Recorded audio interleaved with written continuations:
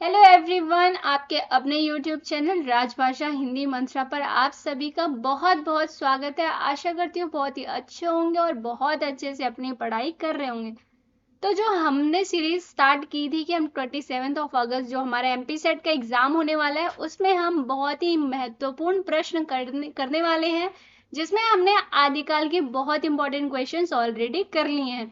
तो अगर आपने वो वीडियो नहीं देखी है तो आप चैनल पे जाकर के वो वीडियो देख सकते हैं। आज का जो हमारा टॉपिक होने वाला है वो है हमारा भक्तिकाल। तो बिना किसी देरी के शुरू करते हैं। तो जो हमारा पहला क्वेश्चन है वो है भक्ति काल की समय सीमा क्या है। तो देखो, भक्ति काल की समय सीमा संवत 1275 से संवत 1700 तक। देखो, अब संवत से आपको समझ आ रहा होगा तो ये रामचंद्र शुक्ल के हिसाब से, क्योंकि रामचंद्र शुक्ल की जो पुस्तक है हिंदी साहित्य का इतिहास, उसमें वो जो भी समय काल देते हैं वो संवत में है।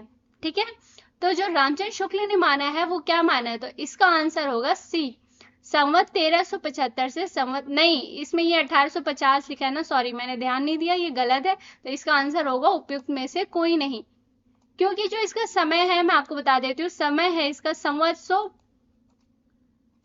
1375 से लेकर के 1700 तक। इसमें 1850 है हमारा समय काल। जो हमारा भक्ति काल का माना है रामचंद्र शुक्ल जी संवत 1375 से 1700 तक मानते हैं। ठीक है, अब देखो, अब भक्ति काल का उन्होंने वर्गीकरण किस तरह से किया है, कितने प्रकरणों में विभाजित किया है, तो मैं आपको एक दूसरी स्लाइड लेकर के उसमें मैं आपको समझा देती हूँ कि रामचंद्र शुक्ल जी ने भक्ति काल का प्रकरण किस तरह से विभाजित किया है, किस तरह कितने प्रकरण बताएं। तो देखो, सबसे पहले जो आता है हमारा, इसमें करते हैं ये निर्गुण धारा और सगुण धारा, दो करते हैं, निर्गुण और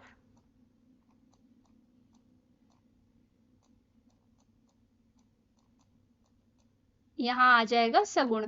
ठीक है, अब यहां से हमारा निकलता है, निर्गुण से निकलती है हमारी ज्ञानाश्रयी और प्रेम मार्गी, या प्रेमाश्रयी कह लो, ज्ञान मार्गी, प्रेम मार्गी, ज्ञानाश्रयी, प्रेमाश्रयी। ठीक है, ये हो गया ज्ञानाश्रयी और ये हो गया हमारा प्रेमाश्रयी। ठीक, अब क्या है हमारा, सगुण को किस में विभाजित करते हैं, तो ये करते हैं इसको दो में, एक हो जाएगा हमारा राम भक्ति और दूसरी जो हो जाएगी हमारी वो होगी कृष्ण भक्ति। इतना क्लियर है। अब ज्ञानाश्रय को क्या करते हैं, ज्ञानाश्रय के इसी को क्या कहते हैं, संत शाखा, इसी से निकली है संत शाखा, संत। ठीक है, और प्रेमा से निकलती है प्रेमाश्रय, प्रेम मार्गी से ही निकलता है हमारा सूफी। इसमें आप बिल्कुल भी कंफ्यूज मत होना। ठीक, सूफी, ज्ञानाश्रय से हमारी निकलती है संत शाखा, प्रेमाश्रय से निकलती है हमारी सूफी। ठीक, इतना हो गया। अब देखो, इसको 6 प्रकरणों में विभाजित किया है। कितने प्रकरण में विभाजित किया है, 6 में। सबसे पहला जो आता है वो हमारा है सामान्य परिचय। पहला क्या है, सामान्य परिचय। दूसरा हो गया निर्गुण धारा, ज्ञानाश्रयी शाखा। तीसरा हो गया हमारा निर्गुण धारा प्रेम मार्गी या फिर सूफी शाखा कह लो। प्रकरण 4 है हमारा सगुण धारा, जिसमें राम भक्ति शाखा है। और 5वां है सगुण धारा का कृष्ण भक्ति शाखा। और जो छठा प्रकरण है वो सगुण धारा भक्ति काल की फुटकल रचनाएं।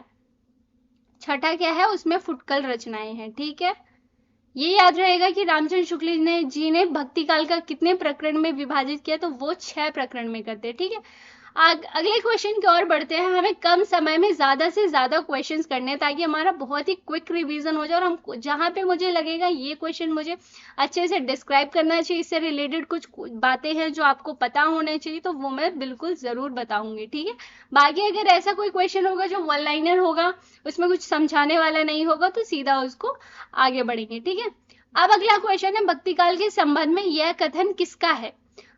अपने पौरुष से हताश जाति के लिए भगवान की भक्ति और करुणा की ओर ध्यान ले जाने के अतिरिक्त दूसरा मार्ग ही क्या था। अब देखो, भक्ति काल के उदय के लिए काफी विद्वानों का अलग अलग मत है ना। कुछ लोग उसे ईसाइयत की देन मानते हैं, तो कहते हैं कि अगर, कुछ लोग कहते हैं मुस्लिमी आक्रमण था उसके बाद का है, कुछ लोग अरबी देन मानते हैं, है ना। जैसे रामचंद्र शुक्ल जी क्या कहते हैं, मुस्लिमी आक्रमण से पराजय के कारण हताश जाति तथा सांस्कृतिक संकट उसकी वजह से भक्तिकालीन उत्पन्न हुआ। वहीं पे हजारी प्रसाद द्विवेदी उनका खंडन करते हैं। तो ये जो कथन है, ये रामचंद्र शुक्ल जी की हिंदी साहित्य के इतिहास बुक, अगर आपने वो बुक पढ़ी होगी, पुस्तक पढ़ी होगी, तो आपको पता होगा। तो ये जो कथन है वो है आचार्य रामचंद्र शुक्ल जी का। ठीक, इतना क्लियर हुआ। आगे मैं आपको बताऊंगी कि किन विद्वानों का क्या कथन था भक्ति काल के उदय के संबंध में। ठीक है, अब हम अगले क्वेश्चन की तरफ बढ़ते हैं। अगला क्वेश्चन है हमारा, गोरख जगायो जोग भक्ति भगायो लोग। अब एक काम मैं ये करूंगी कि आपके लिए ना आदिकाल और भक्ति काल कि जो महत्वपूर्ण पंक्तियां हैं उसकी क्लास में एक अलग से ले लूंगी, क्योंकि हमारे क्वेश्चन आपने देखा होगा एग्जाम्स में, किसी भी चीज का एग्जाम हो, नेट हो, सेट हो, टीजीटी पीजीटी, कहीं का भी एग्जाम हो जहां हिंदी आती है, सभी के लिए बहुत इंपॉर्टेंट क्लास है ये। और इस तरह से पंक्तियां आजकल एग्जाम्स में पूछी जाती हैं, ये किसी पंक्ति है ये। ठीक है, इसलिए मैं क्या करूंगी कि जितने भी महत्वपूर्ण पंक्तियां जो एग्जाम की दृष्टि से बहुत इंपॉर्टेंट, जो ऑलरेडी बहुत बार रिपीट हो चुकी हैं, वो पंक्तियां मैं आप लोगों के लिए लेके आऊंगी। और ये क्वेश्चंस भी आज के जो हैं ये ऑलरेडी एग्जाम्स में आ चुके हैं। ठीक है, तो अगला जो क्वेश्चन है वो है हमारा, गोरख जगायो जो भगति भगायो लोग। तो ये किसकी पंक्ति है? तो ये है हमारी तुलसी बाबा की, तुलसीदास जी की। ठीक है, याद रहेगा। अगला है, लोग मुझसे पूछते हैं कि भारत के लोहिए ने लिए मेरे मन में श्रद्धा क्यों है? भारत मेरी जन्मभूमि और मेरा देश है। पैगंबर ने कहा है कि अपने देश से प्रेम करना मजहब का एक अंग है। यह कथन किसका है? तो ये कथन है अमीर खुसरो जी का। ये अपने आप को कहते हैं ना, मैं हिंदुस्तान की तूती हूं, है ना। ये कथन भी याद रखना है कि कौन अपने आप को हिंदुस्तान की तूती बतलाता है, तो वो है अमीर खुसरो जी। ठीक है, आगे है, धर्म का प्रवाह कर्म, ज्ञान और भक्ति, इन तीनों धाराओं में चलता है। इन तीनों के सामंजस्य से धर्म अपनी पूर्ण सजीव दशा में रहता है। किसी एक की अभाव से भी वह विकलांग रहता है। कर्म के बिना वह लूला लंगड़ा, ज्ञान के बिना अंधा और भक्ति के बिना हृदय ही क्या निष्प्राण रहता है। यह कथन किसका है?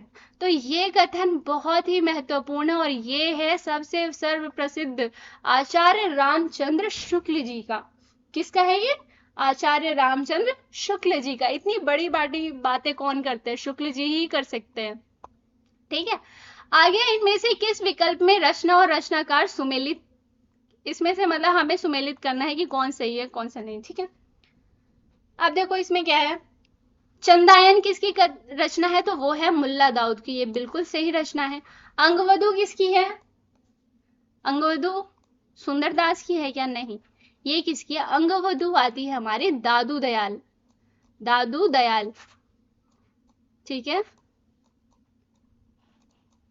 ये इनके द्वारा लिखी है, पर जब इनका जो संकलन किया गया है वो किसने किया है? इन्हीं के शिष्य है रज्जब। किसने किया है? रज्जब ने। ठीक है, ये भी याद रखना।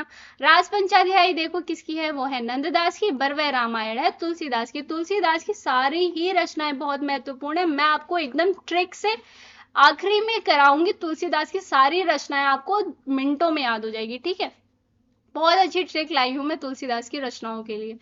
आगे है, दशरथ सुत तिहु लोग बखाना, राम नाम का मरम हान।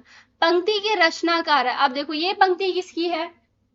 तो ये पंक्ति है हमारी कबीरदास जी की। किसकी है? इसमें बिल्कुल कंफ्यूज मत होना, याद कर लो। दशरथ सुत तिहु लोक बखाना, राम नाम का मरम है।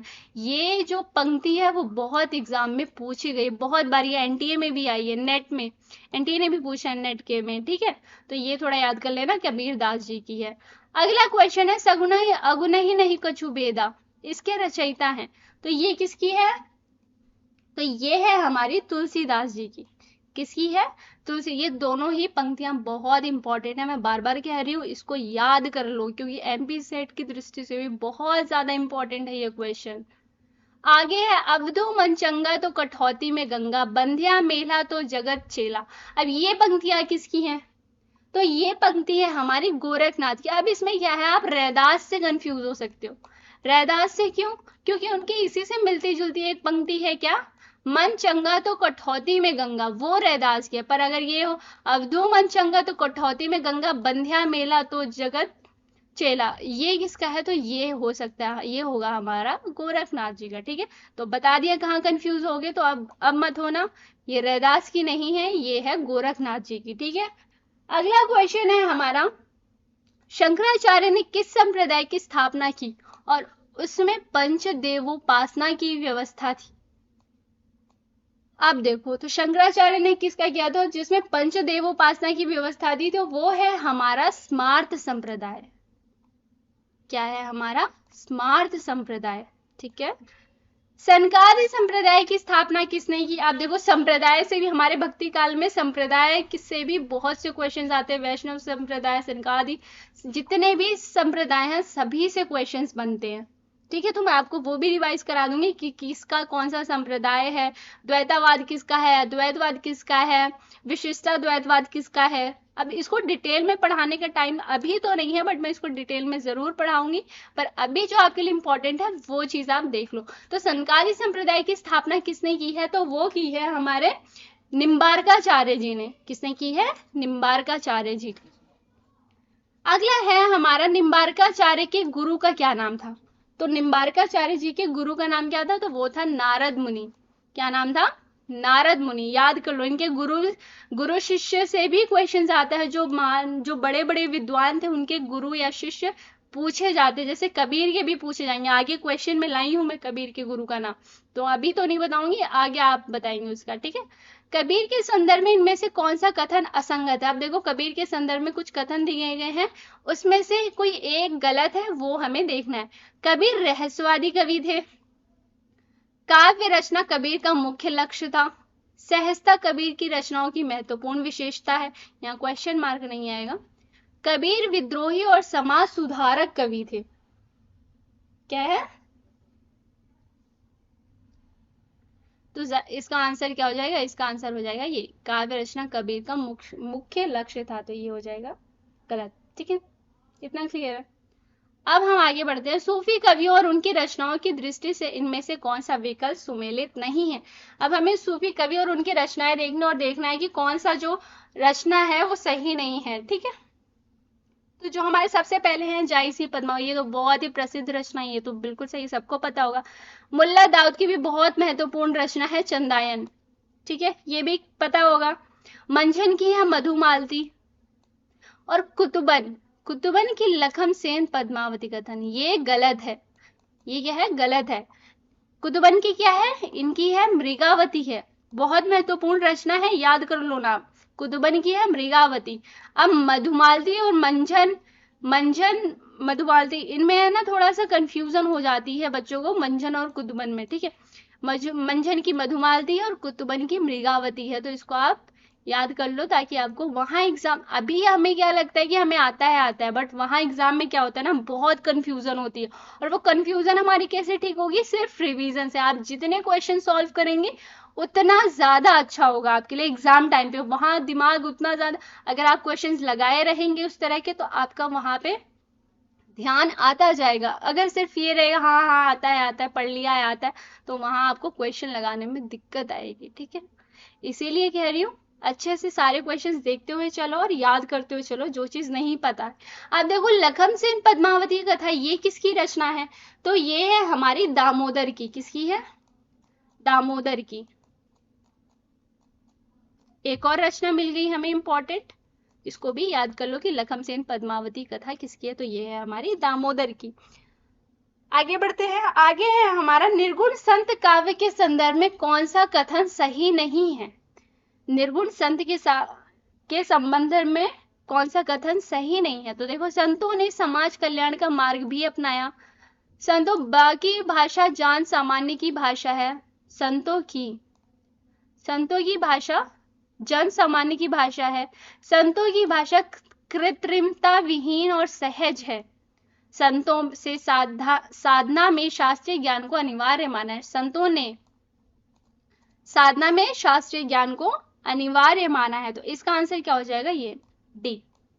ठीक है, आगे इनमें से किस विकल्प में कृति और कृतिकार सुमेलित नहीं है? तो आप देखो, इनकी फिर से ऐसे क्या होगा ना, हमें देखो एक क्वेश्चन में हम 4 क्वेश्चन देख रहे हैं, एक ही क्वेश्चन में हमें 4 क्वेश्चन 4 दिख रहे हैं, जिसमें हमें क्या पता चल रहा है कि कबीर परिचयी किसकी रचना है, मृगावती किसकी है, विज्ञान गीता किसकी है, केशव दास।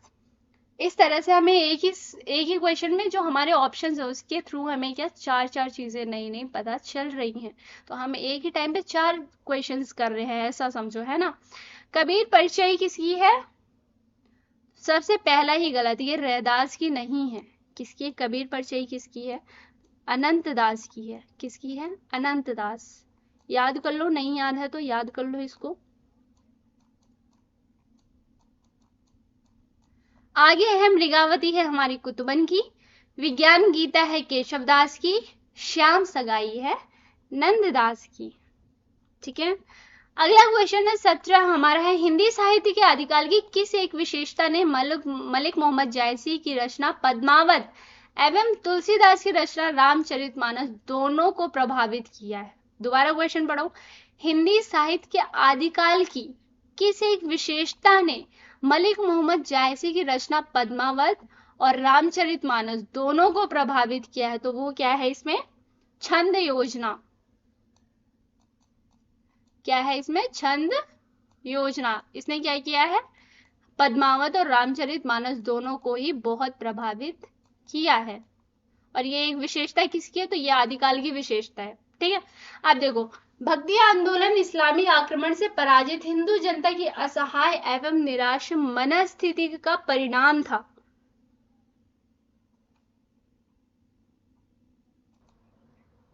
तो इसका ऑप्शन है आचार्य रामचंद्र शुक्ल, हजारी प्रसाद द्विवेदी, राम कुमार वर्मा, डॉक्टर नगेंद्र। तो देखो इसमें भी क्या है, रामचंद्र शुक्ल जी का ही बस कथन से में बस क्या किया, थोड़ा सा शब्दों का हेर फेर कर दिया है। ठीक है।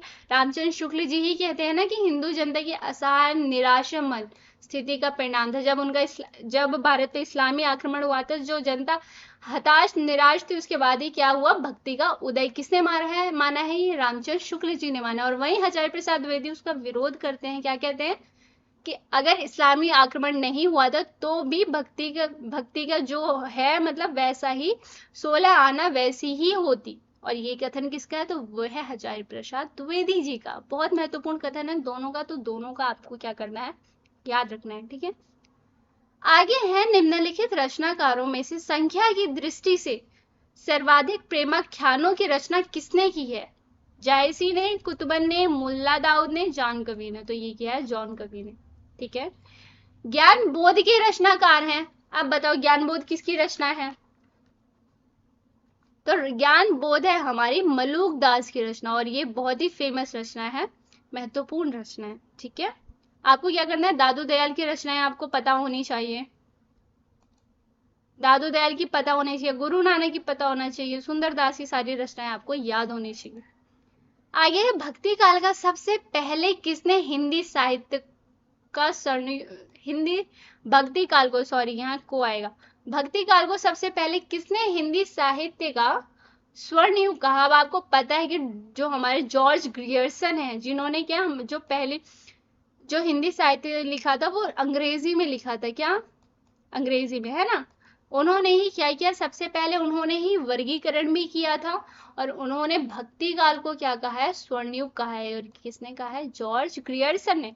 आपको तीनों चीजें याद होनी चाहिए। अब देखो क्या, भक्तन को कहा सिकरी सो काम, आवा जात पनैया टूटी, बिसरी गयो हरि नाम। तो ये पंक्ति बहुत इंपॉर्टेंट है, ये ऑलरेडी क्वेश्चन आ चुका है, बहुत एग्जाम्स में नेट में भी आ रखा है।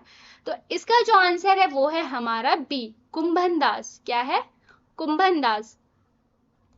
आप ये वाली पंक्ति जरूर याद कर लेना। आगे है, निम्नलिखित में से निम्बार्काचार्य का किससे संबंध है, निम्बार्काचार्य का। देखो यहाँ पे क्या है, ये कुछ संप्रदाय हैं, अब आपको क्या करना है, इनके सबका पता होना चाहिए। मैं सबका एक एक बता देती हूँ। ठीक है। देखो सबसे पहले, निम्नलिखित में से निम्बार्काचार्य का किससे संबंध है, इसमें क्या आ जाएगा हमारा, द्वैताद्वैतवाद। निम्बार्काचार्य किससे संबंधित थे, द्वैताद्वैतवाद। अब विशिष्टाद्वैतवाद से कौन था, विशिष्टाद्वैतवाद से तो कौन थे, तो वो थे रामानुजाचार्य। ठीक है। द्वैतवाद से थे हमारे मध्वाचार्य। और शुद्धाद्वैतवाद से तो दो थे इसमें, एक थे हमारे वल्लभाचार्य और दूसरे थे हमारे वैष्णव स्वामी। कौन थे? वैष्णव स्वामी शुद्धाद्वैतवाद से थे, ठीक है। और एक आता है हमारा द्वैताद्वैतवाद, तो बता दिए निम्बार्काचार्य, मुख्य हमारे यही थे, ठीक है। ये आप याद कर लेना कौन किससे संबंधित है। यहाँ से 100% क्वेश्चन आएगा, अगर भक्ति काल से क्वेश्चन पूछेगा तो यहाँ से जरूर आएगा, क्योंकि ये बहुत इंपॉर्टेंट टॉपिक होता है। यहाँ से हमेशा हर एग्जाम्स में क्वेश्चन बनता है, एक क्वेश्चन तो जरूर बनता है यहाँ से। आगे है, समग्र भक्तिकालीन काव्य पर कौन सी विशेषता लागू होती है? अवतार में विश्वास, जाति प्रथा का निषेध, अहंकार का त्याग। आगे है अहंकार का त्याग, ईश्वरीय लीला गायन। अब देखो, समग्र भक्तिकालीन काव्य पर कौन सी विशेषता लागू होती है? इनमें से कौन सी विशेषता लागू होती है? तो वो है समग्र भक्तिकालीन काव्य। इसका मतलब जो सगुण में भी और निर्गुण में भी, इनमें से ऐसी कौन सी विशेषता है जो दोनों में लागू होती है? तो देखो, अवतार में विश्वास किसमें? ये सिर्फ सगुण में है, ठीक है। किसमें? सगुण में। जाति प्रथा का निषेध, तो ये है निर्गुण में, ये है निर्गुण में। अहंकार का त्याग किसमें है? तो ये है सगुण निर्गुण दोनों में है, ये विशेषता दोनों में है, सगुण में भी और निर्गुण में भी, ठीक है। और जो हमारी ईश्वरीय लीला गायन है, तो ये किसमें है? तो ये हमारा आ जाता है सगुण में। तो हमारा दोनों में क्या है? दोनों की विशेषता क्या है सगुण और निर्गुण की?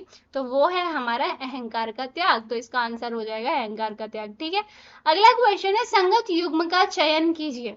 रामानुजाचार्य शुद्धाद्वैतवाद, निम्बार्काचार्य द्वैताद्वैतवाद, वल्लभाचार्य द्वैतवाद, मध्वाचार्य विशिष्टाद्वैतवाद। इसमें क्या हो जाएगा? इसमें हो जाएगा हमारा, देखो मैंने आपको बताया था रामानुजाचार्य का क्या है? विशिष्टाद्वैतवाद, विशिष्टाद्वैतवाद है, विशिष्टा है ना। वल्लभाचार्य का क्या है? वल्लभाचार्य और विष्णु स्वामी का क्या है? शुद्धाद्वैतवाद।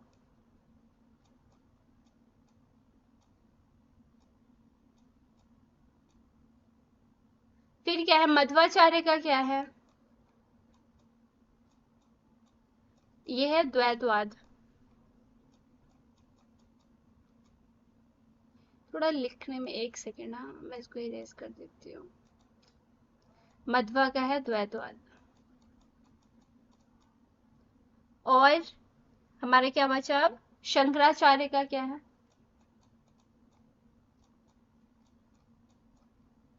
शंकराचार्य का है हमारा द्वैतवाद, अद्वैतवाद।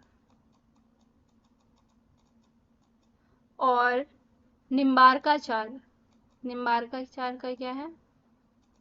द्वैताद्वैतवाद। तो देखो इनमें से जो है हमें सिर्फ संगत का लगाना है, ठीक है। अब देखो, रामानुजाचार्य का क्या शुद्धाद्वैतवाद है? नहीं, ये गलत है। रामानुजाचार्य का क्या है? विशिष्टाद्वैतवाद।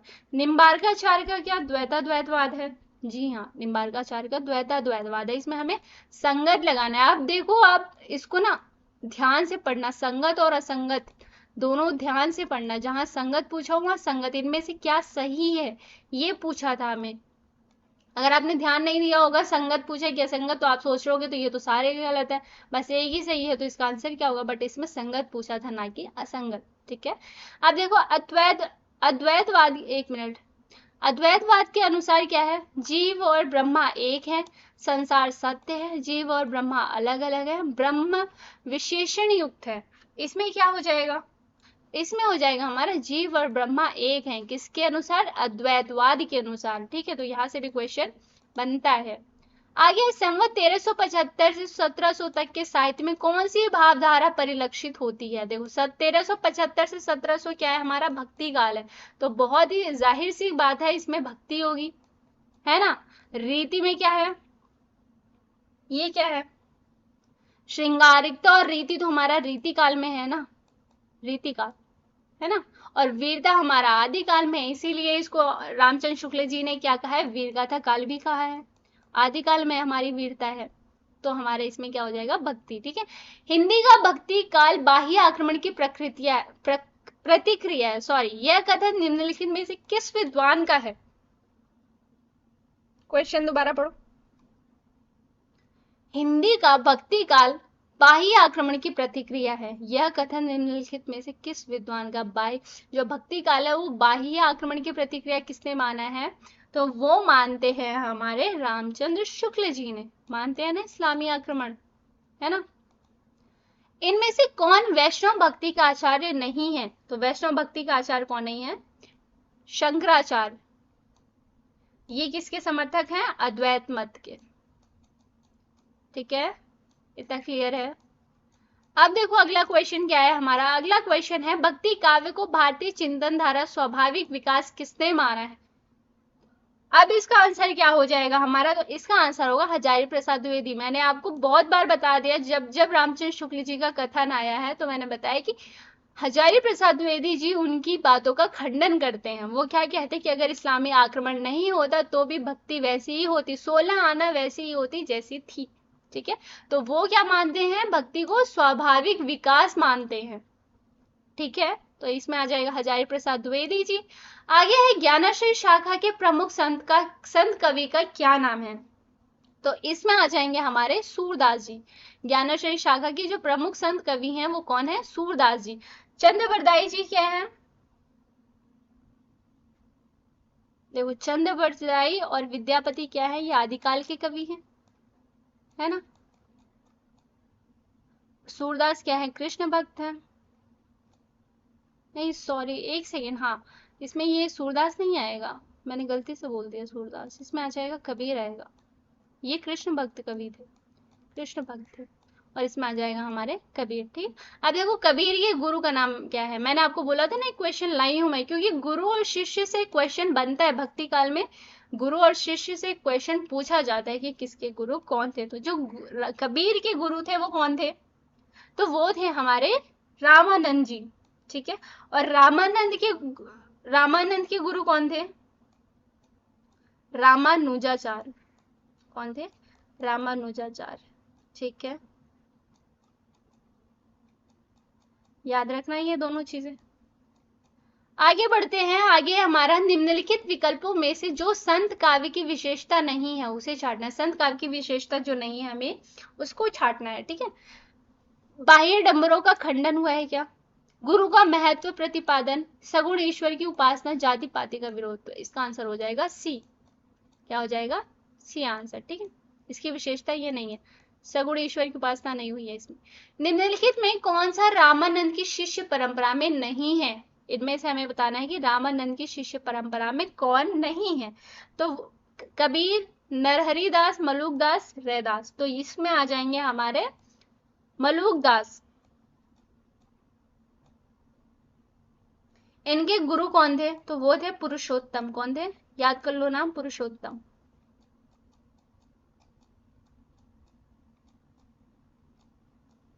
ठीक है, आगे जो हमारा है, संत काव्य नाम किसने दिया है? संत काव्य नाम किसने दिया है? तो वो दिया है, यहाँ 2 बार रामकुमार वर्मा हो गया है, ये रामकुमार वर्मा जी ने। ठीक है, ज्ञानाश्रयी शाखा के कवियों को किस नाम से पुकारा जाता है? तो ज्ञानाश्रयी जो शाखा है हमारे, उनके कवियों को किस नाम से पुकारा जाता है? तो वो है संत कवि। क्या है वो? संत कवि। भक्ति विवेक किसकी रचना है? भक्ति विवेक किसकी रचना है? तो वो है हमारी मलुकदास की। किसकी है? मलुकदास की। और मलुकदास की एक और रचना है ज्ञान बोध। क्या है? ज्ञान बोध। ठीक है, अब देखो सबंगी रचना किसकी है? तो ये है रज्जब की। महत्वपूर्ण रचना है, याद कर लेना, नाम याद रखना। निम्नलिखित रचनाकारों को उनके कवियों के साथ सुमेलित करना है। बीजक किसकी है? बीजक है हमारी कबीर की। अखरावट किसकी है? जायसी की। भक्तमाल किसकी है? नाभादास। श्याम सगाई है नंददास। ठीक है, इनमें से किसका समय सबसे पहले है? अब देखो कबीरदास, रैदास, धर्मदास, धर्म है, धर्मदास, दादू दयाल। इनमें से कबीरदास का जो समय है वो क्या है? वो है 1398 1518। 1518 ईस्वी, 1398 से 1518 ईस्वी। रैदास का क्या है, 1388 से 1498 तक, ठीक है। धर्मदास से का क्या है, 1400 से 1500 ईस्वी, याद रहेगा। दादू दयाल की क्या है, इनका जो समय है वो है 1544, 1544 से 1603 ईस्वी, ठीक है, क्लियर है। सहजोबाई किस शाखा की रचनाकार हैं, तो सहजोबाई कौन सी शाखा की है, तो वो है ज्ञानाश्रयी शाखा। निर्गुण काव्य धारा की प्रवृत्ति है, निर्गुण काव्य धारा की विशेषता है, प्रवृत्ति क्या है, वात्सल्य रस की प्रधानता है, प्रकृति पर चेतना सत्ता का आरोप है, रूढ़ियां एवं बाह्य डंबरों का विरोध है, आश्रय दाता की प्रशंसा है। इसमें क्या आ जाएगा हमारा, ये हो जाएगा रूढ़ियां एवं बाह्य आडंबरों का विरोध है, ठीक है। अगला जो क्वेश्चन है वो है हमारा, निम्नलिखित में से संत काव्य परंपरा के अंतर्गत न आने वाले कवि का नाम है। इनमें से संत काव्य परंपरा के अंतर्गत कौन से कवि नहीं हैं, तो वो होंगे हमारे नंददास। ये सगुण काव्य धारा के हैं, क्या है, सगुण काव्य धारा, ठीक है। आप ना याद कर लेना, देख लेना कि निर्गुण के कौन से कवि हैं, सगुण के कौन है, ये चीज पूछी जा सकती है, ठीक है। आगे इनमें कौन सा कथन असत्य है, ज्ञानाश्रयी शाखा के कवि निराकार की उपासना करते हैं, कबीर संत कवि हैं, प्रभु जी तुम चंदन हम पानी रैदास की पंक्ति है, संत तुलसीदास ज्ञानाश्रयी शाखा के कवि हैं, तो इसमें हो जाएगा हमारा डी, तुलसीदास ज्ञानाश्रयी शाखा के कवि नहीं है। अगला जो हमारा क्वेश्चन है, किस काव्य धारा में मूर्ति पूजा और अवतारवाद का विरोध किया गया है, तो मूर्ति पूजा और अवतारवाद का विरोध कौन करता है, तो वो करते हैं हमारे संत काव्य धारा। कौन करता है, संत काव्य धारा। सगुण काव्य धारा ने क्या किया, इसका समर्थन किया, और कृष्ण और राम काव्य धारा इसी में आते हैं, ठीक है। ज्ञानाश्रयी निर्गुण काव्य का दार्शनिक आधार क्या है, तो ज्ञानाश्रयी निर्गुण काव्य का जो दार्शनिक आधार है वो क्या है, वो है हमारा अद्वैतवाद। अद्वैतवाद क्या है, अद्वैतवाद। वो थोड़ा ना हिंदी टाइपिंग में थोड़ी सी गलतियां हो जाती हैं, बट आप इतने यहाँ से समझ लो जो मैं लिखा रही हूँ। आगे रैदास किस धारा एवं शाखा के कवि थे, तो रैदास हमारे कहाँ के थे, सगुण धारा कृष्ण भक्ति शाखा, निर्गुण ज्ञानाश्रयी शाखा, निर्गुण प्रेमाश्रयी शाखा, सगुण धारा राम भक्ति शाखा। तो रैदास कहाँ से थे, तो वो थे हमारे निर्गुण ज्ञानाश्रयी शाखा से। केवल प्रेम लक्षणा भक्ति का आधार ग्रहण करने के कारण कृष्ण भक्ति शाखा में अश्लील विलासिता की प्रवृत्ति जागृत हुई, यह विचार किसका है, तो ये है हमारे रामचंद्र शुक्ल जी का। याद कर लेना ये कथन, ठीक है। रामचंद्र शुक्ल जी के जितने कथन मिल रहे हैं सब याद कर लो, और हजारी प्रसाद द्विवेदी के भी, और बच्चन सिंह, ये कुछ महत्वपूर्ण है, ठीक है। निम्नलिखित कृतियों को उनके रचनाकारों के साथ सुमेलित किया करना है, ठीक है। जपू जी किसकी है, तो जपू जी है हमारी गुरु नानक, ये रे नानक जी। रस मंजरी किसकी है, रस मंजरी है नंददास जी की। बरवै नायिका भेद किसकी है, तो वो है हमारे रहीम कहाँ है, ये रे। और वैराग्य संदीपनी किसकी है, तो वो है तुलसीदास जी की, ठीक है। भक्तिकालीन सूफी काव्यधारा की विशेषताओं के संदर्भ में निम्नलिखित में से एक विशेषता गलत है, उस गलत विशेषता को हमें देखना है। इस काव्यधारा के सभी कवि मुसलमान व विदेशी थे, क्या ये सही है, आगे देखेंगे। इस काव्यधारा के सभी कवियों ने हिंदू प्रेमी प्रेमिकाओं की प्रेम कथा का काव्यात्मक चित्रण किया। इस काव्यधारा के कवियों ने अवधी एवं राजस्थानी में रचनाएं की। इस काव्यधारा के कवियों ने सिर्फ प्रबंध काव्य ही लिखे। तो इसमें से क्या है, इसमें से पहला गलत है, क्योंकि इस काव्यधारा के सभी कवि मुसलमान या विदेशी नहीं थे, बल्कि कई हिंदू जो है, हिंदुस्तानी जो है, जो अनेक भारतीय कवियों ने भी क्या किया है, प्रेमाख्यान काव्यों की रचना की है। सिर्फ मुसलमान व विदेशी नहीं थे, ठीक है, क्लियर हो गया। सो गाइज आज के लिए बस इतना ही। अगली क्लास में हम आगे के कुछ क्वेश्चंस 40-50 क्वेश्चंस हम और करेंगे। भक्ति काल में हमने महत्वपूर्ण 50 क्वेश्चन कर लिया है। कल फिर से 50 क्वेश्चन मैं लेके आऊंगी आपके लिए, और उसमें मैं आपको क्वेश्चंस के साथ साथ तुलसीदास की रचनाएं जितने भी महत्वपूर्ण कवि हैं, सगुण में, निर्गुण में, संत काव्य धारा में, सूफी में, या जितने भी राम भक्ति, कृष्ण भक्ति, जितनी भी शाखाएं, सबके जितने भी महत्वपूर्ण कवि हैं, जितनी महत्वपूर्ण रचनाएं हैं और जो महत्वपूर्ण पंक्तियां हैं, वो सब मैं आपको कल की क्लास में कराने वाली हूँ। तो अगर आपने चैनल को सब्सक्राइब नहीं किया है तो सब्सक्राइब कर लो, ताकि जब मैं वीडियो अपलोड करूँ तो आपको टाइम से नोटिफिकेशन मिल जाए, क्योंकि हमारे एग्जाम में बहुत दिन नहीं बचे हैं, बहुत ही कम टाइम रह गया है और हमें कम टाइम में ज्यादा से ज्यादा पढ़ना है और अच्छे से पढ़ना है जो हमें हेल्पफुल रहे। ठीक है, तो अगर आपने चैनल को सब्सक्राइब नहीं किया है तो चैनल को सब्सक्राइब कर लीजिए, और वीडियो आपको थोड़ी भी अच्छी लगी हो तो प्लीज वीडियो को लाइक करें, शेयर करें और चैनल को सब्सक्राइब कर लें। ठीक है, तब तक के लिए thank you so much for watching. अच्छे से पढ़ते रहो। एडमिट कार्ड डाउनलोड नहीं किया है तो अपना एडमिट कार्ड डाउनलोड कर लो। ठीक है, चलो मिलते हैं नेक्स्ट क्लास में, तब तक के लिए बाय बाय।